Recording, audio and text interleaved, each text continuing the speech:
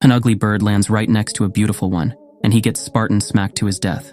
Gu, a run-of-the-mill young adult, gets ready to go to a job interview, all while bemoaning the fact that beautiful people have it better, while ugly or ordinary people have it worse.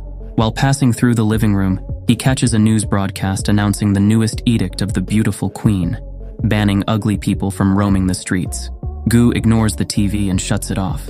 As he prepares to go out, he tells his younger sister Meng not to go outside. On the way to his interview, Gu observes a police officer arresting an otaku who was just trying to buy a new anime figure. He also observes a short, balding fat man trying to evade authorities.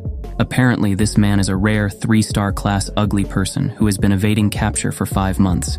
The officers are given permission to shoot their cameras.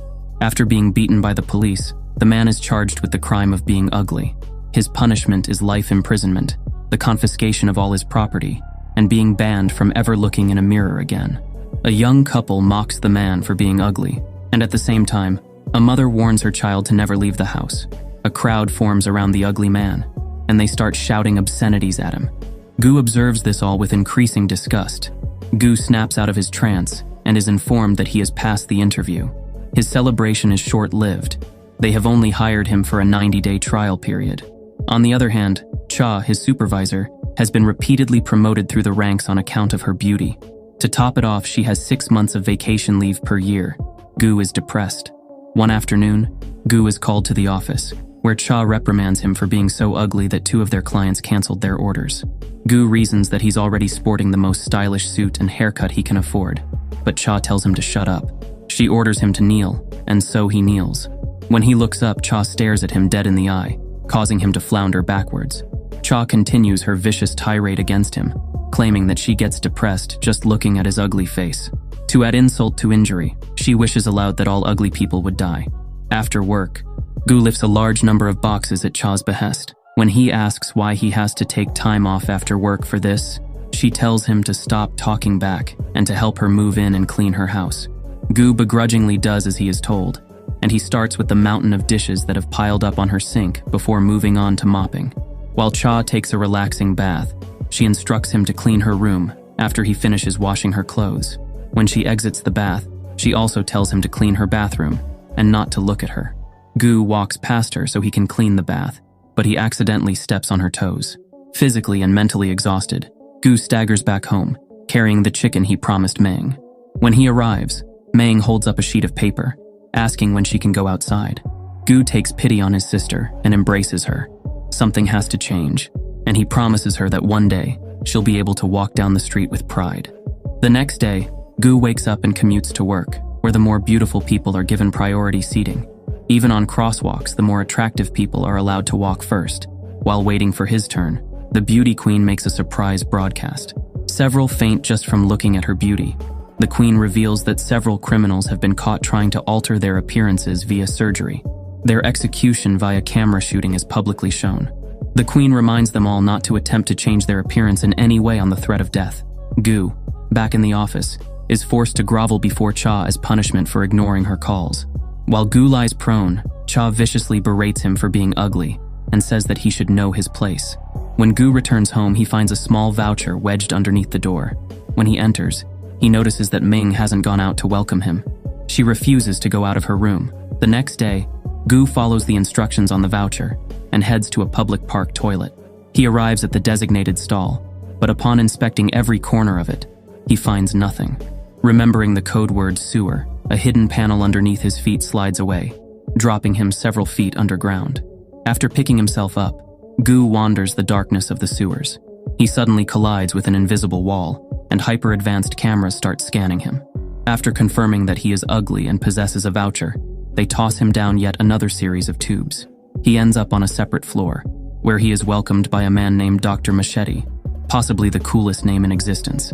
He assumes that by coming here, Gu has agreed to be a volunteer. Without waiting for his reply, robotic hands sprout from his back so he can begin the experiment. Gu is enclosed in a large metal contraption. Suddenly, police officers raid his laboratory and arrest him for endangering national security. Machete presses a button that collapses the ceiling to buy himself some time. Machete mutters that it's now all up to Gu to bring the world back to what it once was. When the smoke clears and the dust settles, The capsule opens. Police officers swarm the capsule with their cameras drawn. When a woman starts approaching them, the officers' beauty detectors suddenly go off the charts. Only the beauty queen herself is known to possess a 5-star beauty rating. The girl is so dazzling that the officers physically flinch and fall to the ground, dropping their camera guns in the process. The girl, who turns out to be Gu, looks at a broken mirror and realizes that he has turned into a girl. While trying to figure out what happened, Gu realizes that Machete turned her into a girl. Enveloped by a radiant aura, Gu leaves the ruins of the laboratory and makes her way back to the surface via a manhole cover. Gu finds herself in the middle of a busy intersection, where half the people fall in love, but everyone bows down in worship. Everyone caters to her every need, and Gu suddenly finds herself armed with new clothes. Gu enters her old office building and requests a job. The human resources guy hires her on the spot, and she is instantly made the new CEO of RET, a technology company. She is given a spacious new office as a bonus, and for the first time, Gu feels the perks of being an attractive person. While enjoying her new life, she requests that the department director make an appearance. Cha politely enters the room and enthusiastically offers her services to Gu. Gu orders her to kneel on the ground and to touch her forehead to the floor.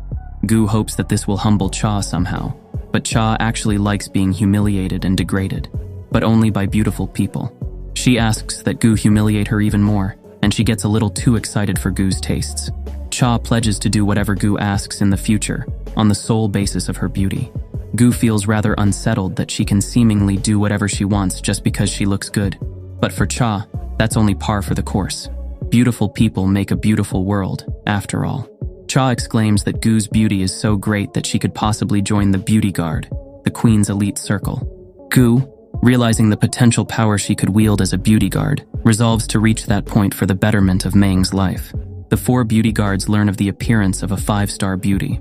However, they don't seem to be concerned in the slightest, and they decide not to inform the Queen of this incident. The next morning, Gu watches a news broadcast of a negative 1-star man who voluntarily surrendered to the authorities after encountering a battalion of 2,000 2-star beauties who were cleaning the toilets. Subsequently, the recent influx of arrests of ugly people has placed immense strain on the prison system, causing some to entertain the idea of executing the ugliest prisoners.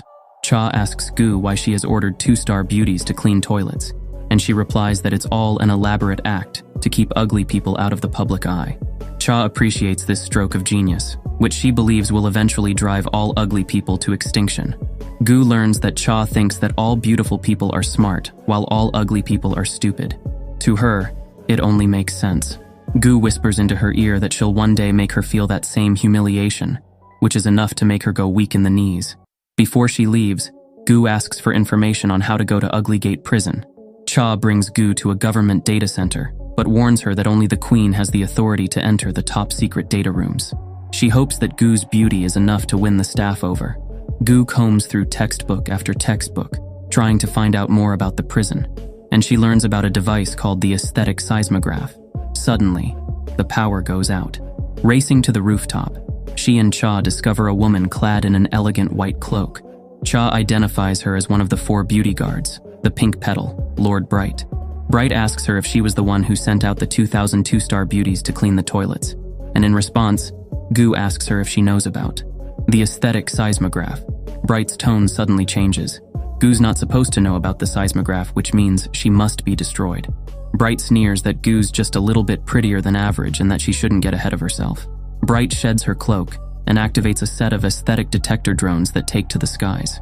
She explains that these robots, designed and approved by the beauty queen herself, will scan the beauty of both parties, judge them, and destroy the lesser beauty.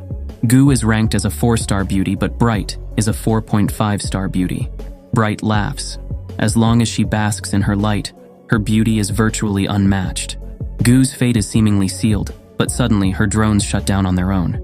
Confused, Bright turns around to see that Cha has unplugged her console. Without her light, Bright's beauty plummets to 1.5 stars, making her a target for her drones.